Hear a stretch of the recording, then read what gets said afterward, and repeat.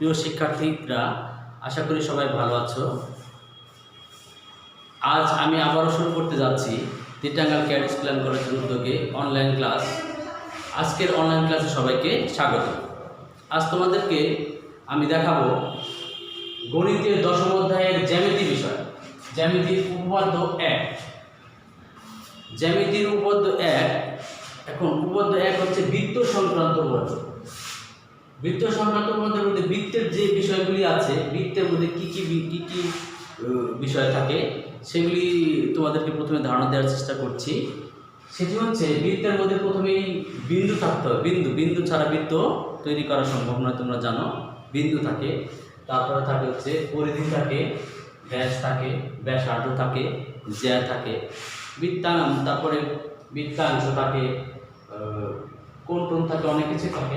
তার মধ্যে বিন্দু, আমরা ছোট ছোট বিষয়গুলি অনেক সময় বলতে পারি না বা আগে শিখলেও মনে থাকে না আমাদেরকে। এই বিষয়গুলি সুস্পষ্ট ধারণা আমাদের সকলেরই জানা দরকার।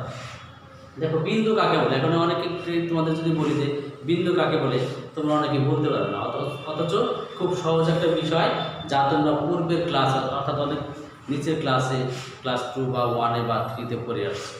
বিন্দু কাকে বলে? বিন্দু হচ্ছে যে যার দৈর্ঘ্য, প্রস্থ, উচ্চতা কোনো কিছু নেই। দৈর্ঘ্য, প্রস্থ, উচ্চতা বা উচ্চতাকে আমরা বেদও বলতে পারি। বেদ, উচ্চতাকে বেদও বলতে পারি। দৈর্ঘ্য, প্রস্থ, উচ্চতা কোনো কিছুই নেই, কিন্তু অবস্থান আছে। কি আছে? অবস্থান আছে, তাকে বিন্দু বলে। তাহলে বৃত্ত কাকে বলে? এখন বৃত্ত হচ্ছে একটি বিন্দুকে কেন্দ্র করে সমান দূরত্ব বজায় রেখে একটি বক্রাকার রেখা ঘুরে আসলে যে ক্ষেত্রের সৃষ্টি হয় তাকে বৃত্ত বলে।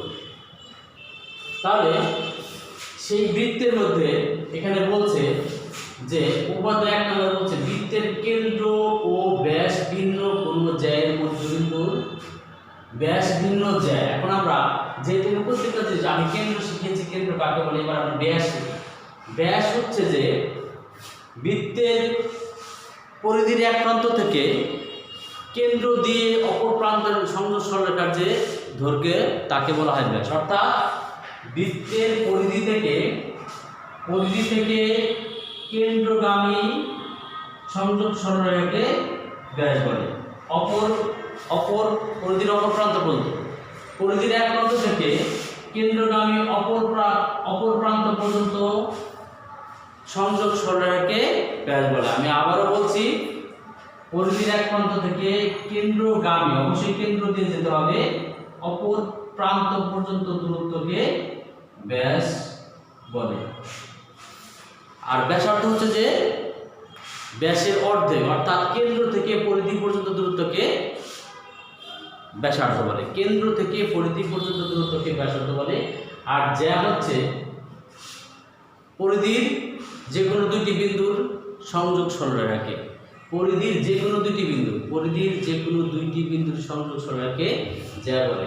অর্থাৎ একটা বৃত্তের মধ্যে অসংখ্য জ্যা হতে পারে। এটা একটা জ্যা হতে পারে, এটা একটা জ্যা হতে পারে, এরকম অসংখ্য কেন্দ্রগামী যেটা যাবে ব্যাস একটা জ্যা। এই জন্য এখানে বলছে, এই ধারণা দিচ্ছে এই জন্য যে আগে আমাদেরকে প্রশ্নটা ভালো করে বুঝতে হবে। প্রশ্নে কি বলেছে?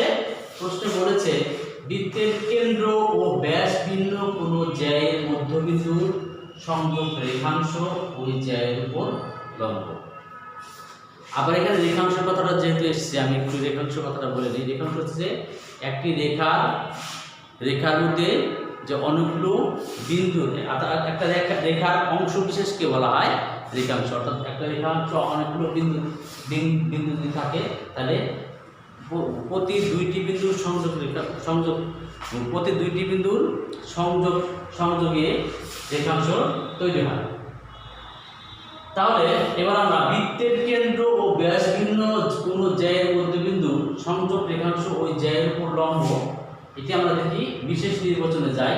মনে করি ও কেন্দ্র বিশিষ্ট বৃত্তে AB, ও কেন্দ্র বিশিষ্ট বৃত্তের এবি ব্যাস নয় এমন একটি জ্যা, ব্যাস নয় এমন একটি জ্যা এম, এই এম হচ্ছে এবি জ্যায়ের মধ্যবিন্দু, অর্থাৎ এম সমান বিএম।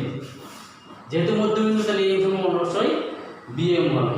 প্রমাণ করতে হবে যে এই ওএম লম্ব এবি, ওএমটা এবি এর উপর লম্ব, অর্থাৎ এখানে দুটো যে কোণ রয়েছে এই কোণ দুটো 90 ডিগ্রি হবে, অর্থাৎ লম্ব হবে। তাহলে আমরা এখানে অঙ্কনে চলে যাই। অঙ্কনে কি লিখবো আমরা? অঙ্কনে ও কমা এ এবং ও কমা বি যোগ করি। ও কমা এ এবং ও কমা বি যোগ করি। দেখো এখানে ও কমা এ আর হচ্ছে ও কমা বি আমরা যোগ করে দিলাম। এবার আমরা প্রমাণে চলে যাই। প্রমাণে দেখি প্রমাণ।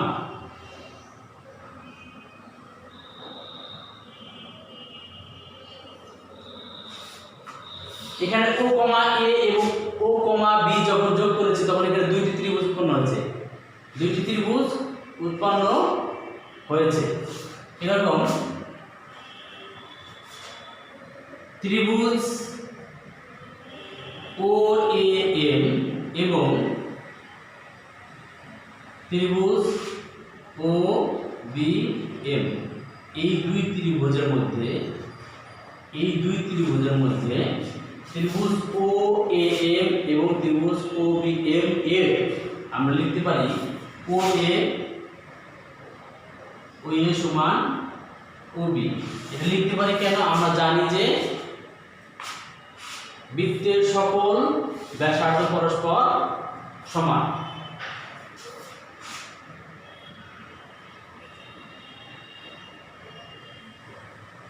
বৃত্তের সকল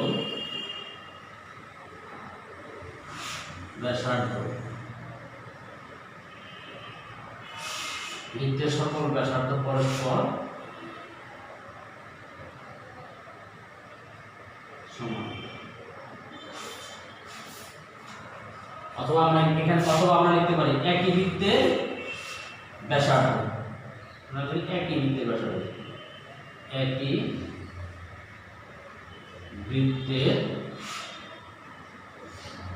ব্যাসার্ধ, বৃত্তের সকল ব্যাসার্ধ পরস্পর সমান লেখা যায়, অথবা একই বৃত্তের ব্যাসার্ধ বলে এটা সমান লিখতে পেরেছি। আবার আমরা কি লিখব যে এম সমান বিএম, এম সমান বিএম। এটা কেন করব? এম এ বি এর এম কমা এ বি এর মধ্য বিন্দু, এটা দেয়া আছে। এম এ বি এর যায় মধ্যবিন্দুটা দেয়া আছে। এবং লিখতে পারবো আরেকটা লিখতে পারবো যে ওএম সমান ওএম,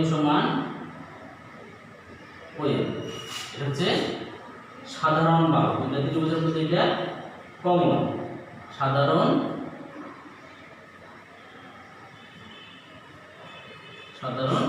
বাহু। তাহলে আমরা লিখতে পারি কি? আমরা জানি যে ত্রিভুজ যখন দুটি ত্রিভুজকে সর্বসম দেখাতে চাইলে আমরা কি দেখাতে পারি? যে সমকোণী ত্রিভুজের ক্ষেত্রে অতিভুজ সমান হলে ত্রিভুজটি সর্বসম হয়, আর সমকোণী ত্রিভুজ ছাড়া অন্য যদি ত্রিভুজ থাকে তাহলে দুইটি বাহু এবং তাদের অন্তর্ভুক্ত কোণ সমান হলে ত্রিভুজটি সর্বসম, অথবা তিনটি বাহু সমান হলে ত্রিভুজটি সর্বসম, অথবা দুইটি কোণ একটি বাহু সমান হলে ত্রিভুজ দুটি সর্বসম। এক্ষেত্রে আমরা তিনটি বাহু সমান দেখিয়েছি, এই জন্যই ত্রিভুজ দুটি সর্বসম লিখব। সুতরাং ত্রিভুজ ও এ এম সর্বসম ত্রিভুজ ও বি এম। ত্রিভুজ আমরা সর্বসম দেখিয়েছি, তখন আমরা লিখতে পারি যে সুতরাং কোণ ও এম এ সমান কোণ ও এম বি। সুতরাং কোণ OMA সমান কোণ OMB। এবার কিন্তু এই কোণ দুটি একই সরলরেখায় অবস্থিত, এই কোণ দুটি একই সরলরেখায় অবস্থিত। আমরা দেখি উপরে একটু অথবা সাইডে দেখি, সাইডে আমরা তৈরি করার তোমরা দেখতে পারবে। সাইডে দেখি কিন্তু কোণ OMA এবং কোণ OMB কোণদ্বয়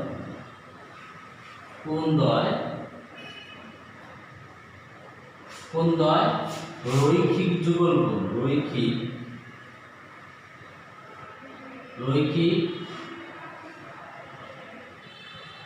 রৈখিক যুগল কোণ, রৈখিক যুগল কোণ এবং এরা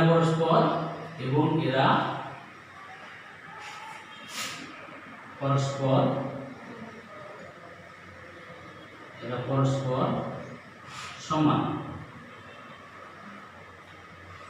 সুতরাং আমরা লিখতে পারি যে কোণ OMA সমান কোণ OMB সমান এক সমকোণ। যেহেতু কোণ দুটি এক সমকোণ, অতএব OM লম্ব AB হচ্ছে প্রমাণিত। আশা করি এই উপপাদ্যটি তোমরা বুঝতে পেরেছ। আমি আবার একটু তোমাদের চিত্র দেখিয়ে বোঝাবার চেষ্টা করছি। যে মনে করি ও কেন্দ্র বিশিষ্ট বৃত্তে AB ব্যাস নয় এমন একটি জ্যা AB এর মধ্যবিন্দু। প্রমাণ করতে হবে যে OM লম্ব AB। অঙ্কন কি করেছি আমরা? অঙ্কন করেছি O, A এবং O, B যোগ করেছি। যোগ করলে আমাদের এখানে দুটি ত্রিভুজ উৎপন্ন হয়েছে। এবার প্রমাণে ত্রিভুজ OAM এবং ত্রিভুজ OBM এই দুটি ত্রিভুজের মধ্যে আমরা লিখেছি যে OA সমান OB, OA সমান OB একই বৃত্তের ব্যাসার্ধ বলে দিয়েছি সমান, লিখে দিয়েছি এখানে একই বৃত্তের ব্যাসার্ধ। তারপর AM সমান BM এখানে দেওয়া আছে, M AB এর মধ্যবিন্দু এখানে লিখেছি M AB এর মধ্যবিন্দু, আর OM সমান OM সাধারণ বাহু। ত্রিভুজ দুটি সর্বসম, সুতরাং কোণ OMA এই কোণটা সমান OMB, দুটি কোণ সমান। কিন্তু এই দুটি কোণদ্বয় একই রেখা AB এর উপর উৎপন্ন, একই রেখা AB এর উপর যেটা রৈখিক যুগল কোণ এবং এরা পরস্পর সমান। যেহেতু পরস্পর সমান, সুতরাং কোণ OMA সমান কোণ OMB সমান এক সমকোণ। যেহেতু কোণ দুটি এক সমকোণ, প্রত্যেকে এক সমকোণ, এই জন্যই OM লম্ব AB। আশা করি প্রিয় শিক্ষার্থীরা তোমরা আজকের এই দশম অধ্যায়ের যে 1 নম্বর উপপাদ্য সেটি বুঝতে পেরেছ। তারপর যদি কোনো প্রকার কোথাও তোমাদের বুঝতে কোনো প্রকার সমস্যা হয় তাহলে আমাদেরকে অবশ্যই কমেন্টস করে জানাবে। তোমরা সবাই মনোযোগ সহকারে বাসায় পড়াশোনা করবে। তোমাদের আমাদের শিক্ষা প্রতিষ্ঠান যখন করবে তারপরে পরে তোমাদের পরীক্ষা শুরু হবে। ইতিমধ্যে আমরা তোমাদের একটি পরীক্ষা নিয়েছি, তারপরেও আমাদের পরীক্ষা শুরু হবে, পাবলিক পরীক্ষা শুরু হয়ে যাবে, আমাদের জেএনসি পরীক্ষা শুরু হয়ে যাবে। সেজন্য তোমরা সময় নষ্ট না করে অবশ্যই বাসায় পড়াশোনা করবে। পরীক্ষা অবশ্যই হবে, পরীক্ষা যথাসময় না হলেও পরীক্ষা তোমাদের হবে। সেই জন্যই তোমরা পড়াটা চালিয়ে যাবে। তোমরা ভালো থাকো, সবাই সুস্থ থাকো, এই প্রত্যাশা আজকের মতো তোমাদের অনলাইন ক্লাস থেকে আমি বিদায় নিচ্ছি। ধন্যবাদ সবাইকে। আসসালামু আলাইকুম।